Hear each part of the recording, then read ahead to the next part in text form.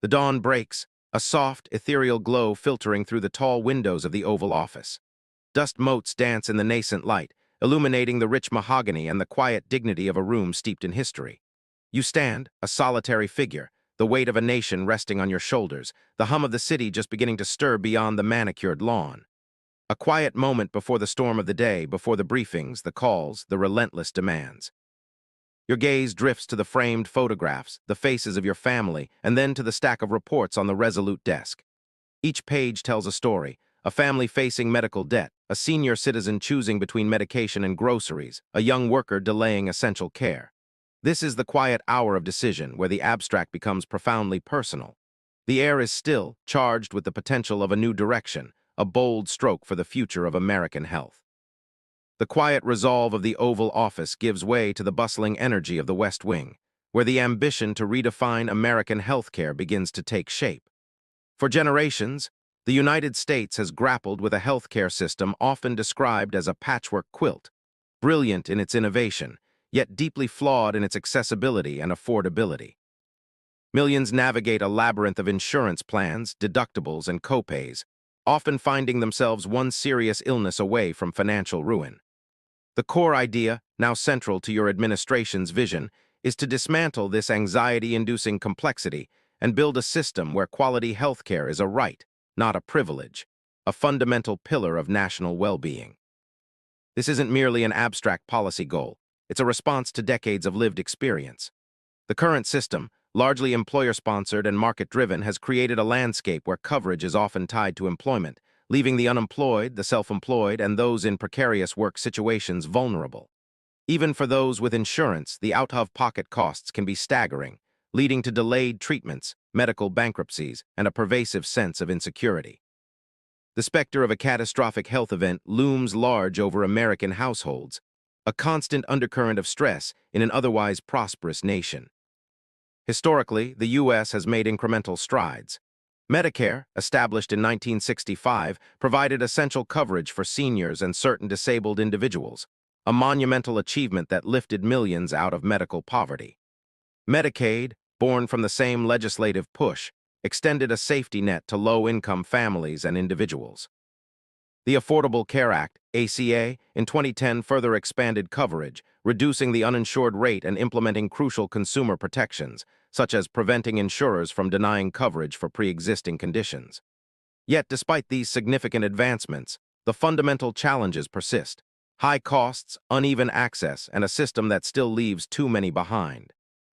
The inspiration for a more comprehensive approach draws from global models, nations that have successfully decoupled healthcare from employment and income, ensuring universal access without sacrificing quality. Countries like Canada, with its single-payer provincial systems, or Germany, with its multi-payer social insurance model, offer compelling blueprints.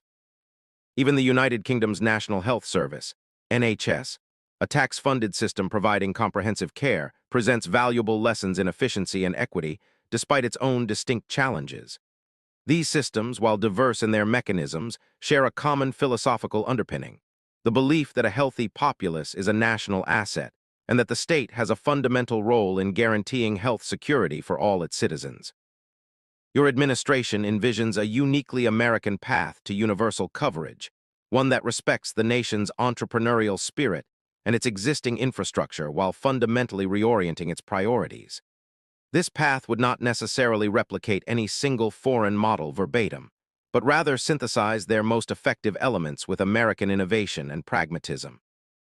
The goal is to create a system that is both comprehensive and sustainable, ensuring that every American, regardless of their socioeconomic status, has access to the care they need, when they need it, without fear of financial ruin. This represents a profound shift in the national conversation, moving beyond incremental adjustments to a bold, transformative vision for the future of American health.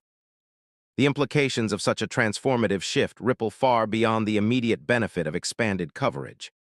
A universal healthcare system, designed to reduce costs for seniors and workers, touches every facet of American life, reweaving the social fabric with threads of security and shared responsibility. It is a fundamental redefinition of the social contract, asserting that health is a collective good, not merely an individual burden. Consider the economic implications. The current system places immense strain on businesses, particularly small and medium-sized enterprises, which struggle to provide competitive health benefits. Many simply cannot afford it, putting them at a disadvantage in attracting and retaining talent. Under a universal system, where healthcare costs are spread more broadly across the tax base, businesses would be unburdened from the direct provision of insurance. This frees up capital for investment, innovation, and wage increases, potentially stimulating economic growth and fostering a more dynamic labor market. Workers, no longer tethered to jobs solely for their health benefits, gain greater mobility and entrepreneurial freedom. The fear of losing health coverage often acts as a golden handcuff, preventing individuals from pursuing new opportunities, starting businesses, or taking career risks.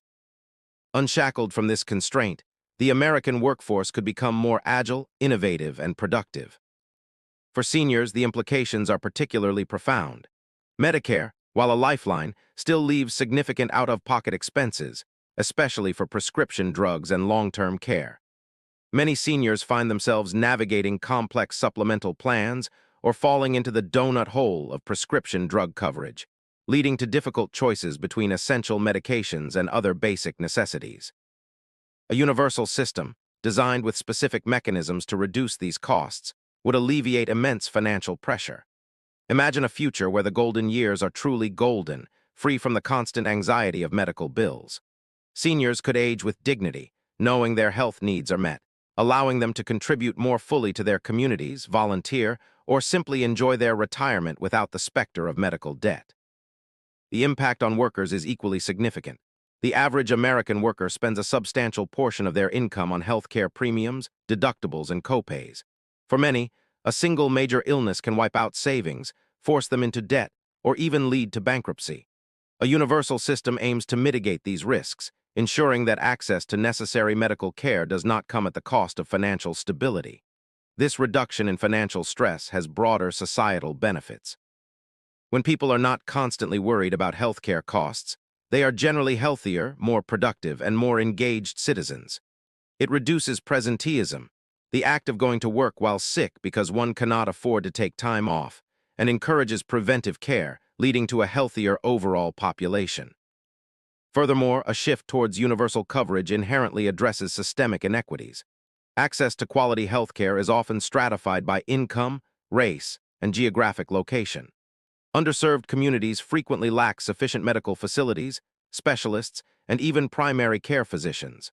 A national commitment to universal health care would necessitate a strategic investment in these areas, ensuring that resources are allocated based on need, not just market demand. This could lead to a more equitable distribution of healthcare infrastructure, reducing health disparities and fostering a healthier, more cohesive society. The very act of pursuing universal coverage is an affirmation of shared values, a recognition that the well-being of each individual contributes to the strength of the nation as a whole. It is a bold step towards a future where health is not a lottery, but a fundamental guarantee for every American. The vision of universal health care, once a distant aspiration, now crystallizes into a multifaceted strategy, touching every corner of American life. Its implementation demands a careful consideration of economic realities, social imperatives, and even the nations standing on the global stage. This is not a monolithic solution, but a dynamic framework built upon several interconnected angles, each designed to reinforce the others. From an economic perspective, the current system is characterized by inefficiencies and administrative bloat. A significant portion of healthcare spending in the U.S. goes not to direct patient care, but to billing, insurance claims processing, and marketing. A move towards universal coverage, particularly one inspired by global models, offers an opportunity to streamline these administrative functions. Imagine a system where providers spend less time on paperwork and more time on patients. This efficiency gain, coupled with the enhanced bargaining power of a larger unified payer system for prescription drugs and medical devices, could significantly drive down overall costs.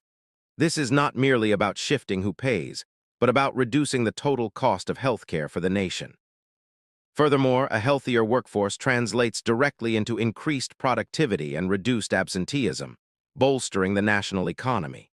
Businesses, freed from the burden of providing complex health benefits, can reallocate resources towards innovation and growth, fostering a more competitive economic landscape.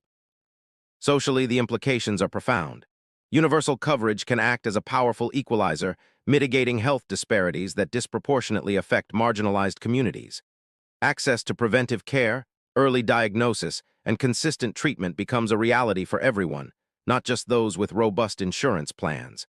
This is particularly critical for chronic conditions, where consistent management can prevent costly complications and improve quality of life.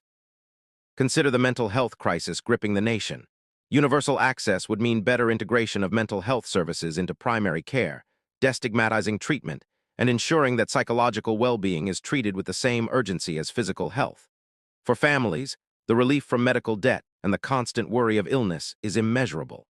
It allows parents to focus on raising their children, knowing that a sick child will receive care without pushing them to the brink of bankruptcy. It fosters a sense of collective security, strengthening community bonds and reducing the societal stresses that arise from systemic insecurity. Internationally, the move towards universal healthcare could significantly bolster America's global standing. For years, the U.S. has been an outlier among developed nations, the only major industrialized country without universal health coverage.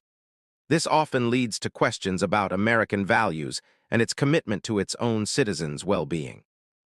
By embracing a system that prioritizes health for all, the U.S. could reclaim its moral leadership, demonstrating that economic prosperity and social equity are not mutually exclusive. It would align the nation with its democratic allies, fostering stronger international partnerships based on shared humanistic principles. This isn't just about optics.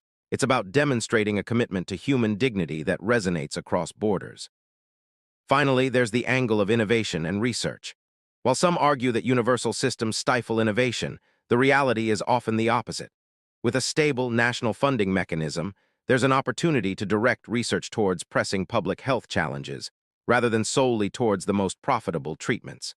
A focus on population health, preventive medicine, and chronic disease management could lead to breakthroughs that benefit not just Americans, but the world.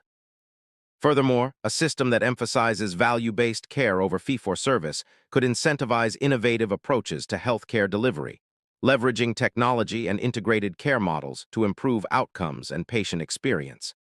The vision is not to stifle the medical ingenuity that defines American healthcare, but to channel it towards the greatest good for the greatest number.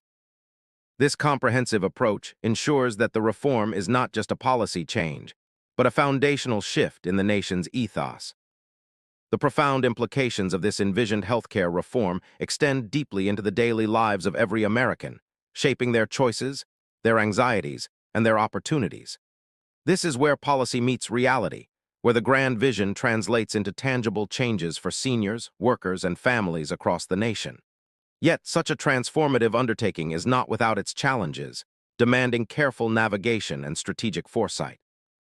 For the everyday American, the most immediate and impactful benefit would be the eradication of medical debt as a leading cause of bankruptcy and financial distress. Imagine a world where a sudden illness or accident no longer carries the threat of financial ruin. This fundamental shift would free millions from the crippling burden of healthcare costs, allowing them to save for retirement, invest in education, or simply live without the constant fear of the unknown.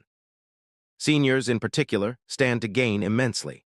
The current Medicare system, while invaluable, often requires beneficiaries to navigate complex supplemental plans and absorb significant out-of-pocket expenses for prescription drugs and long-term care.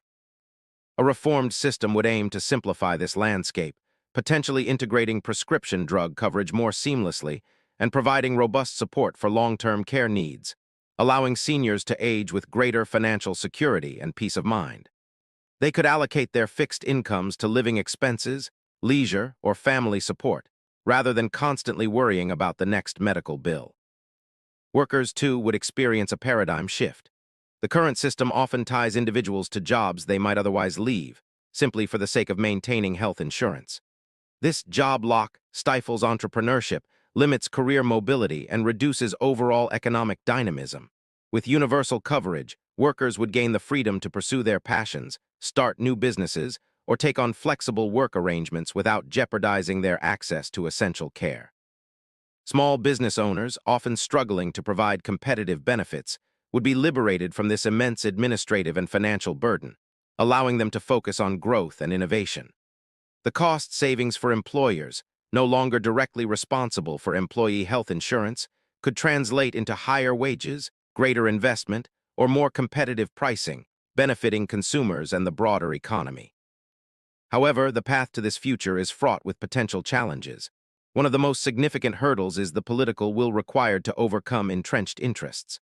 The current healthcare industry is a massive economic engine, with powerful lobbies representing insurance companies, pharmaceutical manufacturers, and various provider groups. Any reform that fundamentally alters their business model will face fierce opposition. The public discourse around universal healthcare often becomes highly politicized, with debates over government involvement, individual choice, and the specter of socialized medicine. Crafting a narrative that unites rather than divides, emphasizing the benefits for all Americans, will be crucial. Another challenge lies in the sheer scale of implementation. Transitioning from a fragmented system to a unified one requires meticulous planning, robust IT infrastructure, and careful coordination across federal and state levels. Ensuring a smooth transition for millions of patients and thousands of providers without disrupting care is a monumental task. Funding mechanisms also present a complex challenge. While global models offer various approaches, from progressive taxation to social insurance contributions, determining the most equitable and sustainable method for the U.S. will require careful economic modeling and public consensus. There will be legitimate concerns about potential tax increases, even if these are offset by reduced out-of-pocket costs and increased economic efficiency. Finally, maintaining quality and innovation within a universal system is a critical consideration. Critics often argue that government-run systems lead to long wait times and stifle medical advancements.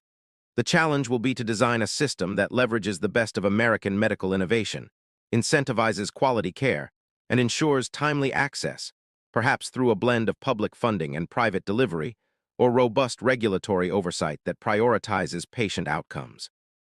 This is not about sacrificing quality for access, but about extending quality access to all.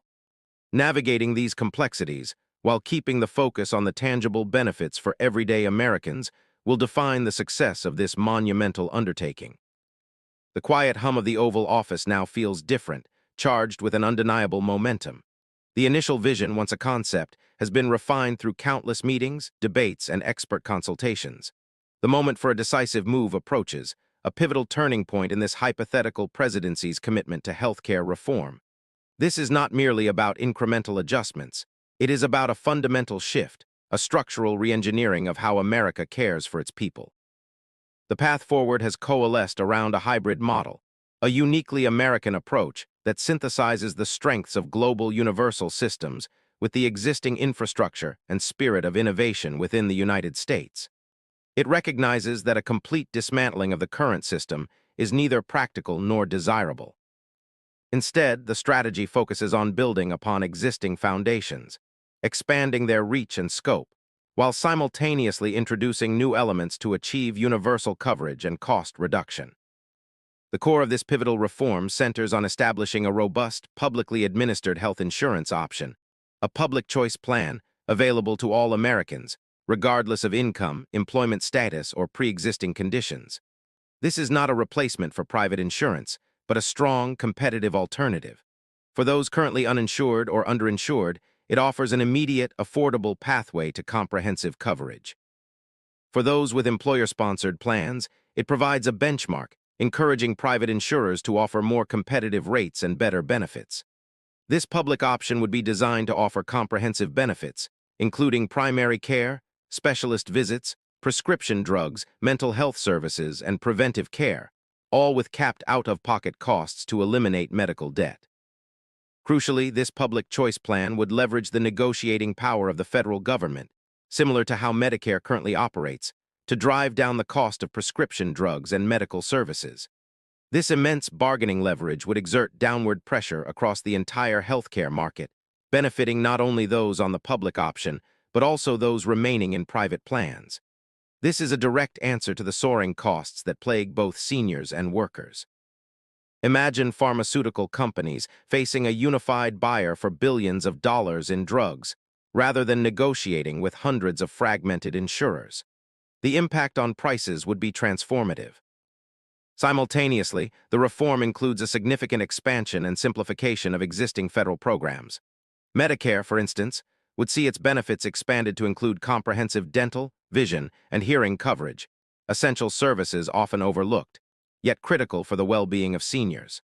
The donut hole in prescription drug coverage would be permanently closed, ensuring predictable and affordable medication costs for older Americans.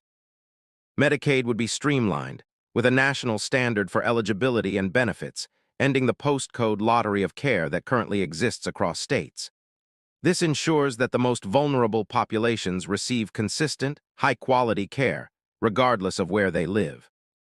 The pivotal turning point, however, lies in the legislative strategy. Recognizing the deep divisions surrounding healthcare, the administration has meticulously built a coalition, reaching across ideological lines. The argument is framed not as a radical overhaul, but as a pragmatic solution to a national crisis, a way to strengthen the economy, empower workers, and provide security for families and seniors. The focus is on the concrete benefits: reduced costs, increased freedom, and guaranteed access. The legislative package is carefully constructed, incorporating elements that appeal to various constituencies: cost controls for businesses, expanded benefits for seniors, and greater choice for individuals. This is the moment of truth. The legislation, meticulously drafted, is ready. The political capital has been invested. The narrative has been shaped. The decision to push for this comprehensive, hybrid universal healthcare system, anchored by a robust public choice option and expanded existing programs, represents the defining domestic policy challenge and opportunity of this presidency. It is a bold step, a direct challenge to the status quo, aiming to reshape the very foundation of American well-being. The legislative battle was intense, a crucible of public debate and political will, but the momentum built over months, even years, proved undeniable. The Public Choice Act, as it came to be known, passed, marking a watershed moment in American history. The resolution of that pivotal turning point was not merely the signing of a bill. It was the beginning of a profound transformation, setting in motion a cascade of changes that would redefine healthcare for generations. The immediate impact was palpable. Within the first year, millions of previously uninsured Americans enrolled in the Public Choice Plan. Its affordability and comprehensive benefits, including robust mental health and preventive care, made it an attractive option. For many, it was the first time they had accessed regular primary care, leading to early detection of conditions and improved overall health outcomes. The federal government's massive purchasing power, now consolidated through the public choice mechanism, began to exert its influence. Pharmaceutical prices, long a source of national outrage, started to decline as drug companies faced a unified, non-negotiable demand for reasonable pricing. This wasn't just a win for the public option enrollees. Private insurers, facing competition and a new market standard, also began to negotiate harder, passing some of those savings onto their own policyholders. The ripple effect was precisely as intended. For seniors, the changes were nothing short of revolutionary. The expanded Medicare benefits, now including comprehensive dental, vision, and hearing coverage, addressed critical gaps that had forced many to choose between essential care and other necessities. The elimination of the prescription drug donut hole brought immediate financial relief, making medication costs predictable and manageable. Stories emerged of seniors finally getting their cataracts removed, hearing aids fitted, or necessary dental work done, improving their quality of life and allowing them to engage more fully with their families and communities. The fear of catastrophic out-of-pocket costs, a shadow that had long loomed over their golden years, began to recede. Workers experienced a newfound sense of freedom and security. No longer were they tied to jobs solely for health benefits. The public choice option offered a reliable safety net, empowering individuals to pursue entrepreneurial ventures, take lower-paying but more fulfilling jobs, or simply change careers without risking their family's health. Small businesses, in particular, felt a significant burden lifted. Many opted to drop their costly private insurance plans, encouraging employees to enroll in the public choice while redirecting their previous healthcare expenditures into higher wages, profit sharing, or business expansion. This injected new dynamism into the labor market, fostering innovation and economic growth from the ground up. The transformation extended beyond individual benefits. The Public Choice Act included substantial investments in healthcare infrastructure, particularly in underserved rural and urban areas. New clinics opened, telehealth services expanded exponentially, and incentives for healthcare professionals to practice in high-need regions began to address long-standing access disparities. The emphasis on preventive care and public health initiatives led to a gradual but measurable improvement in national health metrics.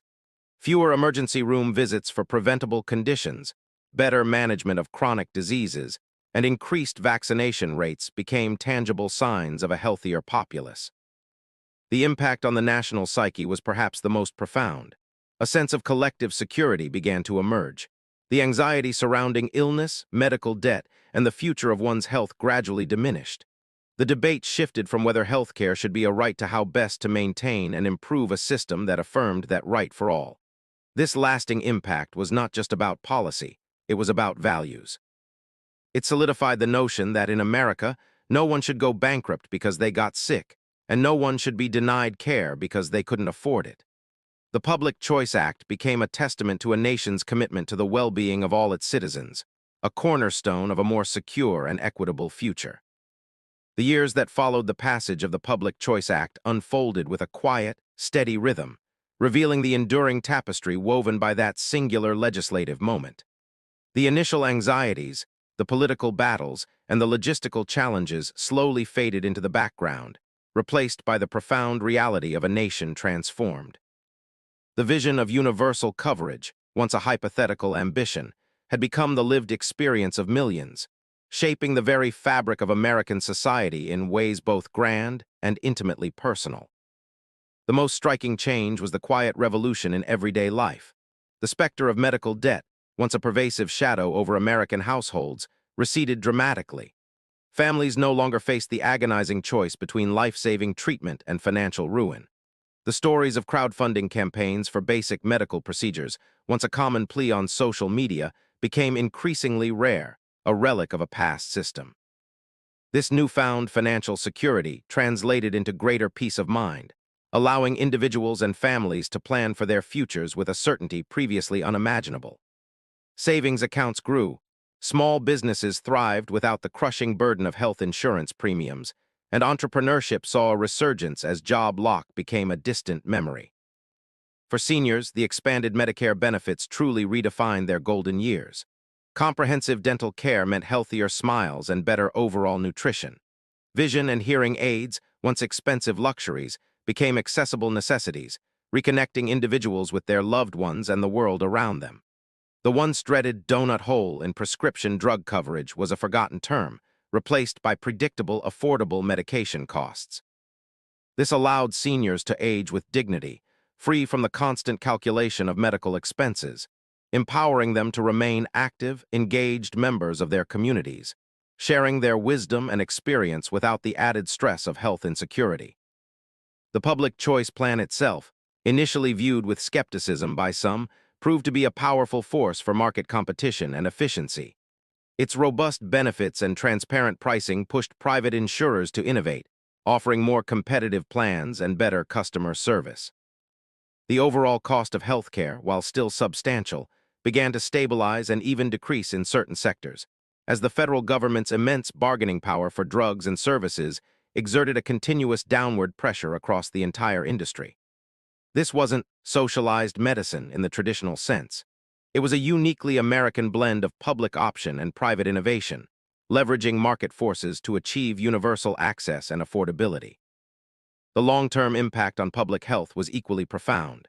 With universal access to preventive care, early detection rates for diseases like cancer and diabetes significantly improved. Chronic conditions were managed more effectively, reducing the incidence of severe complications and emergency room visits. The integration of mental health services into primary care chipped away at the stigma surrounding psychological well-being, fostering a more holistic approach to health. Health disparities, though not entirely eradicated, began to narrow as underserved communities gained access to quality care providers and facilities, thanks to targeted investments mandated by the Act. A healthier population meant a more productive workforce, fewer sick days, and a stronger national resilience in the face of public health challenges. Looking back, the decision to embark on this path wasn't just a policy choice. It was a moral declaration. It affirmed that in a prosperous nation, the health and well-being of its citizens are not commodities to be bought and sold, but fundamental rights to be protected. It was a reaffirmation of the American promise. That opportunity should not be limited by circumstance, and that a safety net exists for all. The legacy of this presidency in this domain was not merely a piece of legislation, but a fundamental shift in the national ethos, a testament to the power of collective action and compassionate governance. The sun now sets, casting long shadows across the Oval Office. The desk is clear, the reports filed. The day's decisions are made, but the impact of those decisions, years in the making, continues to ripple outwards, touching lives in countless unseen ways. The initial quiet resolution has blossomed into a lasting legacy of health, security, and dignity for every American. It is a future built on the bedrock of shared responsibility, a vision that proves that a healthier nation is truly a stronger nation. This is the quiet satisfaction, the profound weight of having made a difference, that settles over the room as the light fades, leaving behind only the enduring promise of a more secure tomorrow.